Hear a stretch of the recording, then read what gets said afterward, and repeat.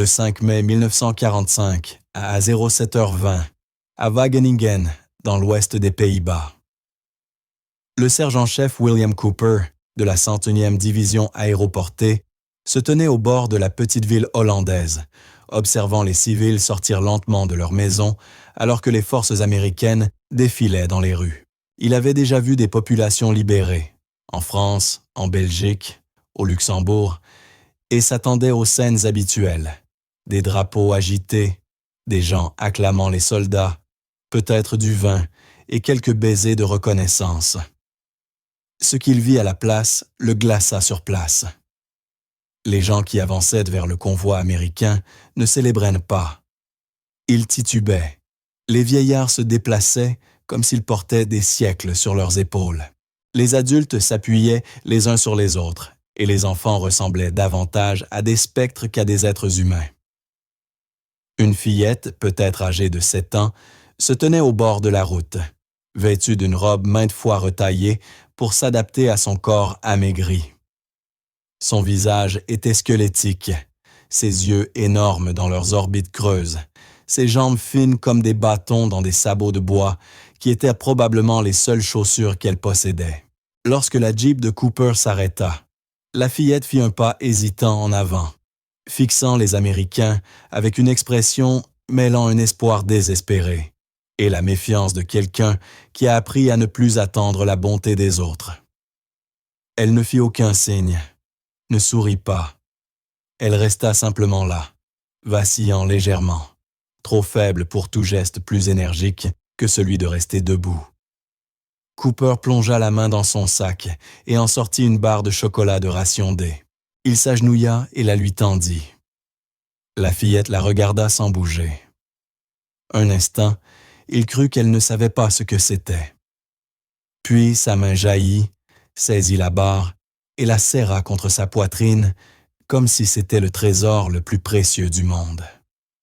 Des larmes coulèrent sur ses joues creuses. « Merci », murmura-t-elle en anglais, d'une voix à peine audible. « Merci, merci, merci. » Derrière elle, d'autres enfants apparurent. 20, 30, 40 d'entre eux, tous émaciés, tous fixant les Américains avec le même mélange d'espoir et d'incrédulité. Cooper regarda ces hommes et vit la stupeur sur leurs visages en réalisant ce que des mois de famine avaient infligé à toute une génération d'enfants. « Sortez toutes les rations », ordonna Cooper d'une voix basse. « Tout ce qu'on a, ces gosses meurent de faim. » Ce qui suivit fut un chaos d'un genre merveilleux. Les soldats américains distribuèrent tout ce qu'ils possédaient, chaque biscuit, chaque boîte de conserve, chaque morceau de chocolat. Les enfants pleuraient en tenant dans leurs mains du chocolat, des crackers, de la viande en boîte. Les parents hollandais s'effondraient à genoux, submergés de gratitude. Et des vétérans aguerris de combat découvrirent que nourrir des enfants affamés était plus significatif que n'importe quelle victoire remportée sur le champ de bataille. Pour les civils hollandais de l'ouest du pays, qui avaient survécu à les hivers de la faim de 1944-1945, la libération américaine signifiait bien plus qu'une victoire militaire ou qu'une liberté politique. Elle signifiait la nourriture pour des enfants qui mouraient de faim. Elle signifiait la fin des jours passés à regarder ses propres fils et filles dépérir, impuissants à les sauver. Elle signifiait ce moment où l'espoir, mort lentement au fil des mois de privation systématique, revenait soudainement, miraculeusement, à la vie. La famine délibérée. Le hiver de la faim, qui dévasta l'ouest des Pays-Bas entre septembre 1944 et mai 1945, ne fut ni une catastrophe naturelle, ni une conséquence malheureuse de la guerre. Ce fut une politique allemande délibérée, conçue pour punir les civils hollandais pour leur soutien aux opérations alliées et pour maximiser la souffrance dans les derniers mois de l'occupation. Les chiffres témoignent d'une atrocité systématique. Civils hollandais touchés dans l'ouest des Pays-Bas. Environ 4,5 millions. Morts directement attribués à la famine, entre 18 000 et 22 000. Enfants décédés, estimés entre 2500 et 3000. Enfants présentant des symptômes graves de malnutrition au moment de la libération, environ 200 000. Apport calorique quotidien en février 1945. Entre 400 et 800 calories par personne. La distribution alimentaire cessa totalement pendant plusieurs semaines au début de 1945. Combustible disponible pour le chauffage. Pratiquement aucun dès janvier 1945. La crise commença en septembre 1944, lorsque le gouvernement néerlandais en exil appela à une grève des chemins de fer pour soutenir les opérations alliées après l'échec de l'offensive Market Garden. Les autorités allemandes ripostèrent en imposant un embargo alimentaire sur l'ouest du pays, coupant les vivres à la région la plus densément peuplée. Le timing fut catastrophique. L'embargo commença à l'approche de l'hiver, au moment où les réserves de la récolte auraient normalement permis de subsister pendant les mois froids. Avec le système ferroviaire paralysé et les routes bloquées par les forces allemandes, l'ouest des Pays-Bas devint un désert alimentaire isolé, où les réserves existantes furent consommées en quelques semaines et où aucun réapprovisionnement ne fut possible. Les autorités d'occupation allemandes firent preuve d'une indifférence totale envers la souffrance des civils hollandais. Les demandes d'aide alimentaire furent ignorées ou refusées. Les appels aux organisations humanitaires internationales furent bloqués. La politique délibérée était clairement énoncée dans les communications militaires allemandes. Le soutien des Néerlandais aux Alliés serait puni par la privation, afin d'en faire une leçon exemplaire sur le prix de la résistance. La descente dans la faim. La progression de la famine suivit des schémas prévisibles que les civils hollandais consignèrent dans des journaux, lettres et témoignages conservés après la guerre.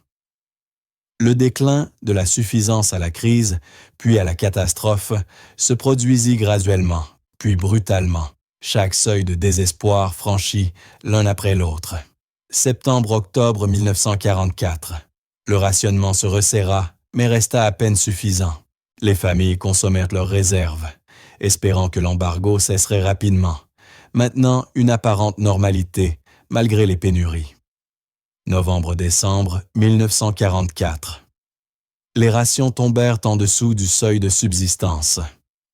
Les familles commencèrent à consommer tout ce qui pouvait l'être. Les meubles furent brûlés pour se chauffer. Les jardins furent dépouillés de tout ce qui était comestible. Les animaux domestiques furent tués pour leur viande. Les premiers morts de faim furent signalés, principalement parmi les personnes âgées et les malades. Janvier-mars 1945, la catastrophe totale. La distribution des rations devint sporadique, puis cessa complètement pendant des semaines entières. Les familles firent bouillir des bulbes de tulipes, toxiques, mais fournissant quelques calories. Les betteraves à sucre, normalement réservées au bétail, devinrent des denrées précieuses. Le nombre de décès augmenta de façon dramatique. Avril 1945, le pic de la souffrance. Le printemps approchait, mais aucune réserve alimentaire n'avait survécu à l'hiver. Le taux de mortalité atteignit son plus haut niveau. Les parents regardèrent leurs enfants dépérir, incapables de leur donner la moindre nourriture. Des fosses communes furent creusées pour les victimes de la famine. Des communautés entières vivaient au bord de l'effondrement. L'impact psychologique de voir des enfants mourir de faim fut documenté dans d'innombrables témoignages. Les parents décrivaient l'agonie de n'avoir rien à offrir à leurs enfants affamés, de les voir s'affaiblir jour après jour, de devoir faire des choix impossibles pour partager une quantité de nourriture insuffisante entre plusieurs enfants. Le désespoir était absolu, savoir que ces enfants mourraient et être impuissant à les sauver. Anna Vandenberg, mère de 3 enfants à Amsterdam, écrivit dans son journal en mars 1945 « Aujourd'hui, ma plus jeune m'a demandé du pain. Je n'en avais pas. Elle a pleuré, puis a cessé, trop faible pour pleurer longtemps. Elle a 7 ans et pèse peut-être 13 kilos. Je la regarde mourir et je ne peux rien faire. Si les Américains ne viennent pas bientôt, elle ne survivra pas. Aucun d'eux ne survivra. Je prie Dieu pour de la nourriture, mais Dieu me semble aussi lointain que les Américains. La souffrance des enfants. Les enfants portèrent le fardeau le plus lourd de l'hiver de la faim, car leur corps, en pleine croissance, avait des besoins d'une nutrition qui n'existait plus. Les effets physiologiques de la malnutrition infantile, sévères, furent documentés par des médecins néerlandais qui tinrent des dossiers médicaux malgré les conditions impossibles. Les symptômes suivaient une progression prévisible. Perte de poids initiale, puis fonte musculaire, puis œdème dû à la carence en protéines, puis défaillance des organes précédant la mort. Les corps des enfants consommaient leurs propres tissus pour assurer leur fonction vitale. Leurs systèmes immunitaires s'effondraient, les rendant vulnérables à des maladies bénignes en temps normal. Les écoles restées nominalement ouvertes devinrent des lieux d'horreur. Les enseignants rapportaient que des enfants s'évanouissaient de faim pendant les cours. Certains étaient trop faibles pour marcher jusqu'à l'école. D'autres s'endormaient sur leur pupitre, car économiser de l'énergie était devenu plus important qu'apprendre. Les rares enseignants disposant encore de nourriture partageaient de minuscules portions avec les élèves paraissant les plus proches de la mort. Le docteur Henrik Mulder, pédiatre à Rotterdam, qui soigna des enfants affamés tout au long de la crise, décrivit la réalité médicale. En mars 1945, je voyais des enfants dans des conditions que je n'avais lues que dans les manuels médicaux sur les famines. Kwashiorkor, marasme, carence vitaminique sévère, provoquant cécité et déformation osseuse. Des enfants de 10 ans pesant le poids normal d'un enfant de 5 ans. Certains étaient au-delà du point où la nourriture pouvait encore les sauver. Leurs organes avaient été trop endommagés par des mois de famine. Tout ce que je pouvais faire, c'était les soulager pendant qu'ils mouraient. Les effets psychologiques sur les enfants furent tout aussi dévastateurs. La faim chronique envahissait leur conscience. Ils devenaient apathiques, renfermés, incapables de jouer ou de participer à des activités normales de l'enfance. Certains devinrent obsédés par la nourriture, parlant sans cesse des repas dont ils se souvenaient avant l'embargo. D'autres cessèrent d'en parler, car évoquer ce qu'ils ne pouvaient avoir était trop douloureux. Le dilemme des Alliés. Les forces alliées, avançant à travers l'Europe au début de 1945, furent confrontées à des priorités stratégiques qui retardèrent la libération de l'ouest des Pays-Bas. La région ne se trouvait pas directement sur la route vers l'Allemagne. Les forces allemandes qui y restaient ne représentaient pas une menace militaire majeure. Détourner des ressources pour libérer cette zone aurait ralenti la progression vers l'Allemagne et risquait de prolonger la guerre. Mais les commandants alliés étaient conscients de la crise humanitaire qui se déroulait derrière les lignes allemandes. Les rapports de renseignement, les communications de la résistance néerlandaise et les informations apportées par les réfugiés décrivaient des conditions de famine extrêmes. Le calcul stratégique devint profondément inconfortable. Fallait-il poursuivre la victoire militaire la plus rapide, tandis que les civils hollandais mouraient de faim, ou détourner des ressources vers une aide humanitaire alors que la guerre continuait? La décision initiale fut de privilégier l'avance militaire. L'ouest des Pays-Bas serait libéré dans le cadre des opérations finales, après la défaite de l'Allemagne. En attendant, les forces alliées tentèrent d'apporter un certain secours par des largages aériens de nourriture dans les régions affamées. L'opération Mana menée par la RAF et l'opération Chowan menée par l'USAF. Les largages commencèrent à la fin d'avril 1945, après des négociations avec les commandants allemands qui acceptèrent de ne pas tirer sur les avions alliés effectuant des missions humanitaires. Les bombardiers britanniques et américains, qui avaient jadis semé la mort sur les villes allemandes, transportaient désormais de la nourriture pour les civils hollandais, larguant des vivres sur des zones désignées où les populations affamées pouvaient les récupérer. Ces largages apportèrent un soulagement crucial, mais ne suffisaient pas à résoudre la crise. Les approvisionnements n'atteignirent qu'une fraction de la population touchée. La distribution était chaotique et surtout, les enfants déjà mourants avaient besoin d'une nutrition immédiate et continue que ces largages occasionnels ne pouvaient offrir. La libération complète et une aide alimentaire systématique demeuraient nécessaires. La libération terrestre. Lorsque les forces terrestres alliées libérèrent enfin l'ouest des Pays-Bas au début de mai 1945, simultanément à la reddition allemande, elles découvrirent une crise humanitaire dépassant tout ce que les rapports de renseignement avaient pu décrire. Les statistiques mentionnèrent les morts et la malnutrition, mais elles ne traduisaient pas la réalité viscérale de communautés entières au bord de l'effondrement. Les forces américaines et canadiennes, progressant dans l'ouest des Pays-Bas, rencontrèrent des populations à la fois avides de liberté et trop faibles pour véritablement célébrer leur délivrance. Les scènes traditionnelles de liesse, danses dans les rues, acclamations, fleurs jetées aux soldats, furent remplacées par des réactions plus sobres, mais d'une intensité émotionnelle bouleversante, celle de gens affamés depuis des mois. Le capitaine Thomas Morrison, dont la compagnie faisait partie des premières unités américaines à entrer dans Wageningen, décrivit la scène. « Nous nous attendions à des célébrations. Ce que nous avons vu fut plus émouvant et plus déchirant. Les gens sortèrent de leur maison lentement, prudemment, comme s'ils n'étaient pas sûrs d'avoir encore assez d'énergie pour se réjouir.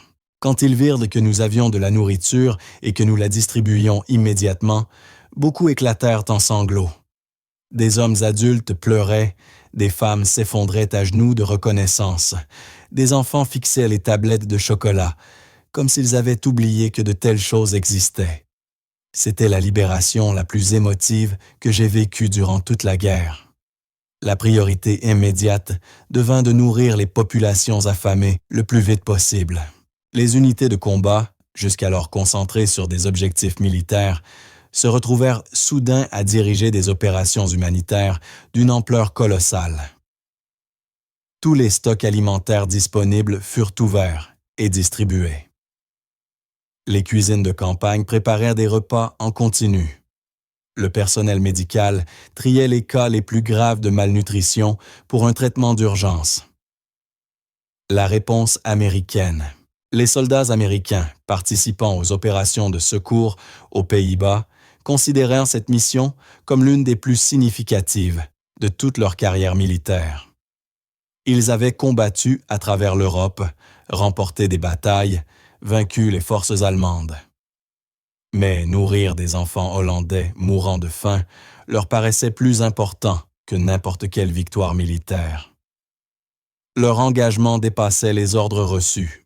Ils donnaient en leurs propres réserves, partageaient leurs rations personnelles, consacraient leur temps libre à jouer avec les enfants ou à aider les familles.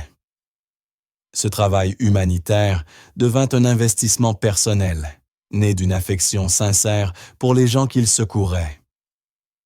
Le soldat de première classe Eugene Henderson écrivit à sa famille dans le Massachusetts en mai 1945. « Nous nourrissons des familles hollandaises qui n'ont pas mangé depuis des mois. Les enfants pleurent quand on leur donne du chocolat, non pas de tristesse, mais parce qu'ils sont tellement reconnaissants qu'ils ne peuvent de contenir leurs émotions. Hier, une petite fille m'a offert une fleur qu'elle avait cueillie. C'était la seule chose qu'elle possédait, et elle voulait que je l'aie parce que je lui avais donné à manger. J'ai pleuré. Je n'en ai pas honte. C'est pour cela que nous avons fait la guerre, pour que des enfants comme elle puissent avoir des fleurs au lieu de la faim. » Les liens culturels entre soldats américains et civils hollandais se formèrent immédiatement et profondément. Les Pays-Bas, nation d'Europe occidentale, aux traditions démocratiques, proches de celles des États-Unis et où beaucoup parlaient un peu anglais, facilitaient cette connexion humaine. Les familles hollandaises ouvrirent leurs maisons aux soldats américains, partageant le peu qu'elles avaient retrouvé. Les Américains répondaient par de la nourriture, des fournitures et de l'amitié. Les enfants suivaient les soldats partout, pratiquant leur anglais, posant des questions sur l'Amérique, leur montrant les villes reconquises. Ces relations dépassèrent largement le cadre d'une occupation militaire. Elles devinrent de véritables amitiés interculturelles. La guérison des enfants, la récupération physique des enfants hollandais gravement malnutris nécessita des mois d'alimentation soigneusement contrôlée et de soins médicaux. Les corps affamés de manière systématique ne pouvaient pas simplement reprendre un fonctionnement normal dès que la nourriture réapparut. La réhabilitation fut progressive, surveillée, souvent compliquée par les séquelles physiologiques laissées par la privation prolongée. Le personnel médical américain et allié mit en place des cliniques spécialisées pour traiter la malnutrition infantile. Alimentation surveillée, supplémentation en vitamines, traitement des maladies développées durant la famine, suivi des complications. Ces soins étaient complets et témoignaient d'un engagement médical considérable envers la population civile. La guérison psychologique était tout aussi essentielle et complexe. Les enfants qui avaient vécu des mois, voire des années, dans la faim chronique, qui avaient vu des gens mourir autour d'eux et connu la peur constante de ne pas survivre, avaient besoin de plus que de la nourriture. Ils avaient besoin de sécurité, de stabilité et de temps pour guérir leur traumatisme. Le personnel allié organisa des écoles, des programmes de loisirs et des activités destinées à restaurer un semblant d'enfance normale. Les soldats américains jouaient au baseball avec les enfants hollandais, leur apprenaient des chansons américaines, organisaient des jeux et des fêtes. Ces activités n'étaient pas de simples distractions. C'était une forme de rééducation psychologique, un retour à la vie par le jeu et la joie. La vérité ultime, l'histoire de ces civils hollandais, éclatant en sanglots lorsque des soldats américains sauvèrent leurs enfants, n'a jamais été, au fond, une histoire de stratégie militaire ou de libération politique. C'était l'histoire de l'obligation humaine la plus élémentaire, nourrir des enfants affamés, et de ce qu'il advient quand des nations disposant de ressources choisissent de les employer à des fins humanitaires plutôt qu'exclusivement militaires. Les soldats américains qui ouvrirent leurs sacs de rations pour nourrir les enfants hollandais ne suivaient pas des ordres. La plupart enfreignaient eux-mêmes les règlements sur la conservation des provisions militaires. Ils faisaient un choix moral, celui de placer la souffrance humaine au-dessus de la logique logistique. Ils décidèrent que nourrir des enfants mourants importait davantage que de préserver les stocks pour les troupes. Les civils hollandais qui pleuraient à l'arrivée des Américains ne célébraient pas une victoire politique, mais la délivrance immédiate de parents qui, après avoir vu leurs enfants dépérir, pouvaient enfin leur donner à manger. Ces larmes parlaient de vie et de mort, au sens le plus fondamental. Des enfants qui vivraient plutôt que de mourir, parce que des étrangers ayant des ressources avaient choisi de les partager. La libération des Pays-Bas prouva que la victoire pouvait signifier bien plus que la défaite d'une armée. Elle pouvait signifier sauver des enfants de la famine. Elle pouvait démontrer que les sociétés démocratiques accordaient assez de valeur à la vie humaine pour mobiliser d'immenses ressources à des fins humanitaires. Elle pouvait aussi créer des liens entre nations destinés à durer des générations. Car un peuple n'oublie jamais celui qui a sauvé ses enfants. Pour les enfants hollandais ayant survécu à l'hiver de la faim grâce aux soldats américains, cette expérience façonna leur perception entière de ce qu'était l'Amérique. Ils grandirent en sachant que les Américains les avaient sauvés, qu'une société démocratique pouvait être à la fois puissante militairement et profondément compatissante, que d'anciens ennemis pouvaient en devenir des libérateurs soucieux du sort des enfants. Et pour les soldats américains qui participèrent à ces opérations de secours, cette expérience donna un sens à leur service qui dépassa le cadre militaire. Ils avaient contribué à gagner la guerre, mais surtout, ils avaient sauvé des vies d'enfants. Ils avaient fait partie de quelque chose qui prouvait la capacité de l'humanité à la compassion, même au cœur de la brutalité de la guerre totale. Ces enfants squelettiques, en sabots de bois, qui fixaient les tablettes de chocolat comme des miracles, qui pleuraient parce que des étrangers leur montrèrent de la bonté, qui sentaient renaître l'espoir après des mois de désespoir, ils vécurent. Ils grandirent en bonne santé. Ils élevèrent à leur tour leurs enfants dans la prospérité et la paix. Ils devinrent la preuve vivante que la miséricorde peut triompher de la cruauté systématique, que la civilisation peut choisir de nourrir les affamés plutôt que d'ignorer leurs souffrances, et que même dans les heures les plus sombres de la guerre, des individus capables de compassion pouvaient changer le monde, en ce matin de mai-là, par une simple tablette de chocolat, une boîte de rations ou un seul instant de bonté.